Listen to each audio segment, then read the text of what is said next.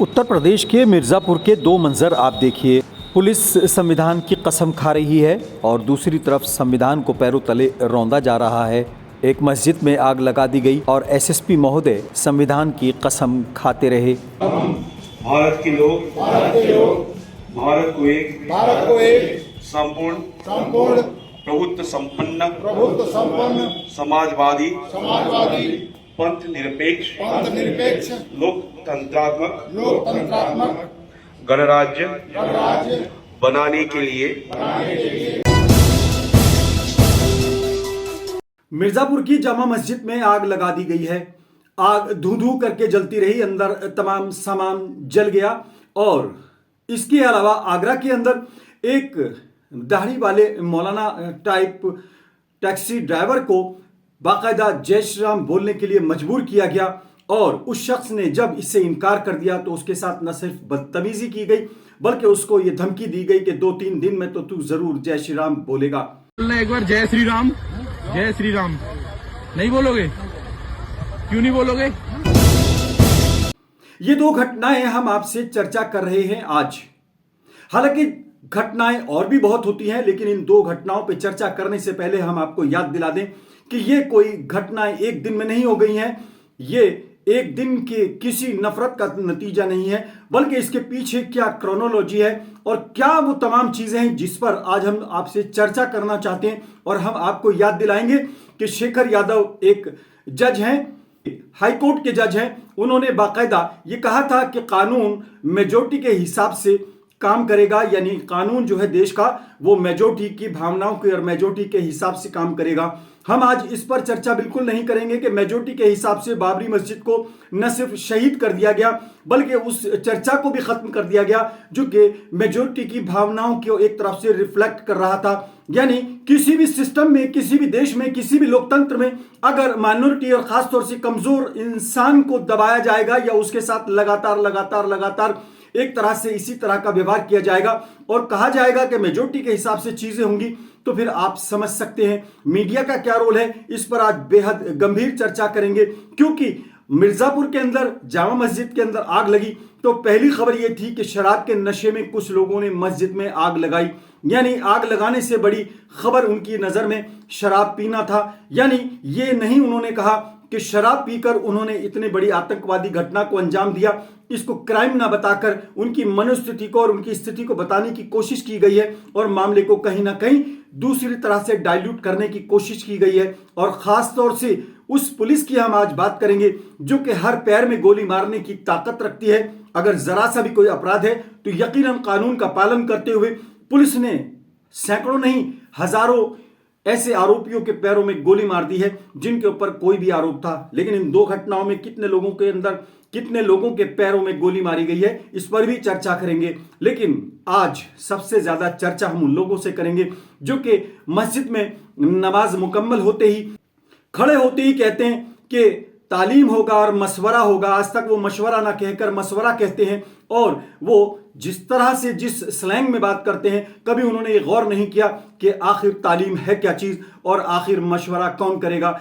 मशवरा करने के लिए साहिब राय और साहिब मशवरा होना जरूरी है या नहीं, लेकिन मशवरा किया जाएगा और उसी मशवरे का नतीजा है कि आज आप कॉर्नर हो गए। उन लोगों से भी आज मैं मुखातिब होना चाहूंगा जिनके बच्चे कहीं स्कूल जाने के बजाय, कहीं किसी तालीमी इदारे में जाने के बजाय, किसी जगह पर बेहतर जगह पे जाने के बजाय गलियों में न सिर्फ कंचे खेल रहे होते हैं, गिल्ली डंडा खेल रहे होते हैं, गालियां बक रहे होते हैं और समाज का वो रूप पेश कर रहे होते हैं जिसके लिए खास तौर से दीन में और इस्लाम में जगह नहीं है। उनसे भी आज मुखातिब होना चाहूंगा। आप जरा वक्त निकालिए और हाँ, आपसे रिक्वेस्ट है कि इस छोटे से चैनल को सब्सक्राइब कीजिए, शेयर कीजिए और आगे बढ़ाइए। बहुत जल्द हाजिर हो रहा हूं, कहीं आप जाइएगा नहीं।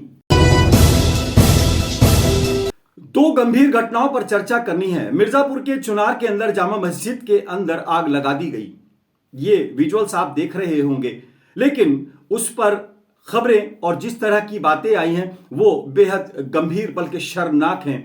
दुनिया के सबसे बड़े लोकतंत्र में अगर माइनॉरिटी के साथ और खास तौर से उन लोगों के साथ जिनकी तादाद कम है उनके साथ इस तरह की बात की जाएगी और मीडिया भी कहेगा कि शराब के नशे में इस कृत्य को अंजाम दिया गया। यानी अपराध की गंभीरता को देखने के बजाय, आतंकवादी घटना को देखने के बजाय उस पर लीपापोती की जाएगी तो यकीनन बाबरी मस्जिद जैसे वाकयात दोहराए जाते रहेंगे और लोगों को लगता रहेगा कि कानून तो मेजॉरिटी के हिसाब से काम करेगा। और आगरा के अंदर जो वीडियो वायरल हो रहा है, सोशल मीडिया पर मौजूद है, वो भी आप सुनिए और फिर गंभीरता को देखिए कि कितना एक तरह से दुस्साहस बढ़ता जा रहा है और किस तरीके से चीजें हो रही हैं। फिर मैं आपको शेखर यादव जो कि हाईकोर्ट के जज हैं उनके बयान को भी सुनवाऊंगा, लेकिन पहले आगरा का ये वायरल वीडियो जरूर सुनिए और समझने की कोशिश कीजिए कि आखिर मामला कितना गंभीर हो चुका है। बोलना एक बार जय श्री राम, जय श्री राम।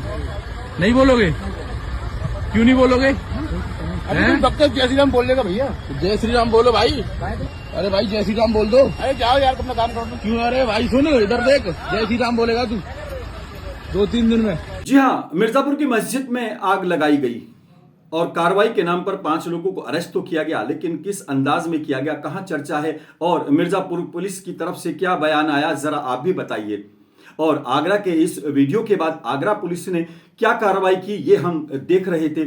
आगरा पुलिस का जो ऑफिशियल ट्विटर है और उसका जो सोशल मीडिया पेज है उस पर यह तो खबर दी गई है कि पायल खोई थी किसी की, वो ढूंढ कर दे दी गई है और कमिश्नरेट को 3 साल हो गए हैं, उसका जश्न मनाया जाएगा। इसके अलावा उन्होंने टूरिस्टों को भी जागरूक किया, लेकिन इस वायरल वीडियो और इस जघन्य अपराध के बारे में जो कि मॉब लिंचिंग तक पहुंचने वाला था उसके बारे में हमने कहीं कोई बयान नहीं देखा। आगरा पुलिस ने अगर कोई कार्रवाई की है, ठोस कार्रवाई की है, संवैधानिक तरीके से की है तो वो जरूर बताए, क्योंकि देश की जनता जानना चाहती है कि आगरा पुलिस ने इसके बारे में क्या किया। और अगर बात करें मिर्जापुर पुलिस की तो संविधान की कस्में तो खा रही है, हाथ उठा उठाकर उसने कहा कि संविधान का पालन किया जाएगा, लेकिन उनके ही कार्यक्षेत्र में किस तरीके से संविधान का उल्लंघन किया गया, किस तरीके से मस्जिद के अंदर आग लगाई गई और कार्रवाई के नाम पर सिर्फ कस्में खाने से काम नहीं चलेगा, क्योंकि कसम तो खाई जा सकती है बेहद आराम से, लेकिन उस पर अमल कैसे होगा ये भी समझना होगा एसएसपी महोदय मिर्जापुर को। समस्त नागरिकों को सामाजिक, आर्थिक और राजनीतिक न्याय, विचार, अभिव्यक्ति, विश्वास, धर्म और उपासना की स्वतंत्रता है। आज हम आपसे चर्चा करना चाहते हैं कि ये कोई एक दिन का काम नहीं है। एक दिन में ये मानसिकता, ये नैरेटिव और ये नफरत नहीं बढ़ गई है। सन 1992 में बाबरी मस्जिद को शहीद किया गया और मेजॉरिटी की भावनाओं का ख्याल करते हुए उसको ढा दिया गया और कहा गया कि ये मेजॉरिटी की भावनाएं हैं। और उसके बाद जिस तरीके से तमाम चीजें, सुप्रीम कोर्ट के आदेशों को, तमाम चीजों को दरकिनार रखते हुए 6 दिसंबर 1992 को जो कृत्य किया गया उसके बारे में लोगों ने यह कहा कि मेजॉरिटी की भावना है।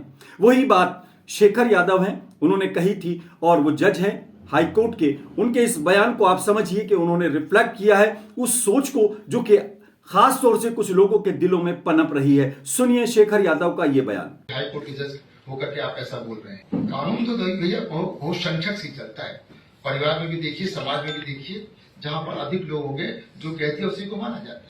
हालांकि शेखर यादव के इस बयान के बाद बवाल मचा, शोर मचा और कार्रवाई के नाम पर एक तरह से बातें की गई, लेकिन कार्रवाई न हुई, न की गई और उसको रोक दिया गया, क्योंकि उसको भी जस्टिफाई कर दिया गया। उनके और बयानों को भी मैं फिलहाल चर्चा नहीं करना चाहता। उन्होंने किस तरीके से कटमुल्ला लफ्ज कहा और तमाम चीजें कही, कार्रवाई के नाम पर उनके खिलाफ कार्रवाई की बात की गई। सुप्रीम कोर्ट ने बाकायदा सुमोटो लिया, लेकिन सुप्रीम कोर्ट को भी यह बता दिया गया कि आप इससे आगे नहीं बढ़ सकते। यानी भावनाओं का, मेजॉरिटी की भावनाओं का ख्याल रखें। उसी मेजॉरिटी की भावनाओं का ख्याल करते हुए मिर्जापुर की घटना को शायद अंजाम दिया गया। आगरा के अंदर भी उसी मेजॉरिटी को एक तरह से रिफ्लेक्ट करते हुए उस बात को और उस वायरल वीडियो को कहीं ना कहीं एंडोर्स किया जा रहा है। ये कोई बहुत अच्छी बात नहीं है। ये किसी बड़े गंभीर मसले पर हल निकालने का तरीका नहीं है। ये लोकतंत्र की एक, जिसे कहना है, मूल भावना और खासतौर से बाबा साहब भीमराव अंबेडकर की उस भावना को कहीं ना कहीं रिफ्लेक्ट नहीं करता, जिसमें उन्होंने समानता का और बराबरी का और खासतौर से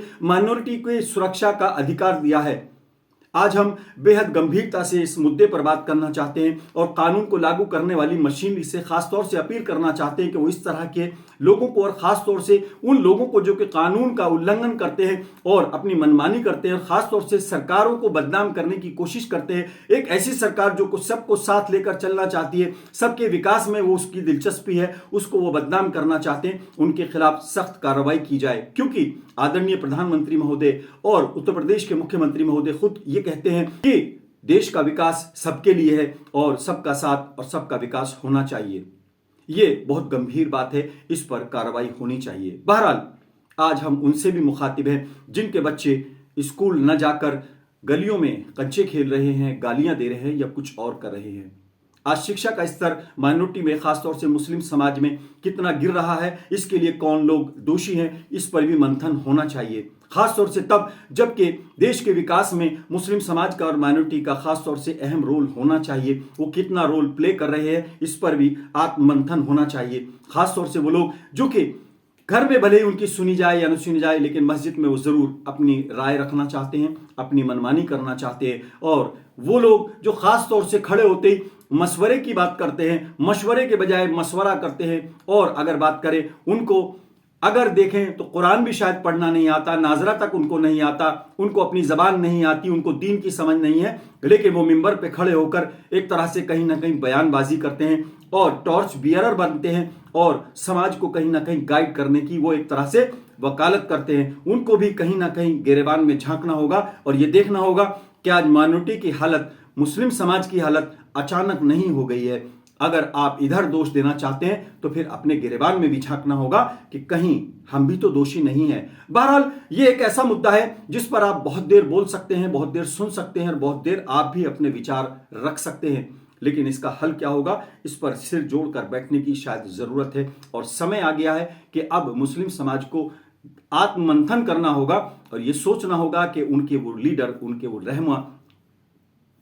उनके वो रहनुमा जो कि सड़क से सदन तक पहुंच जाते हैं लेकिन समाज को भूल जाते हैं। एक दो का नाम नहीं, सैकड़ों नाम मैं गिनवा सकता हूं।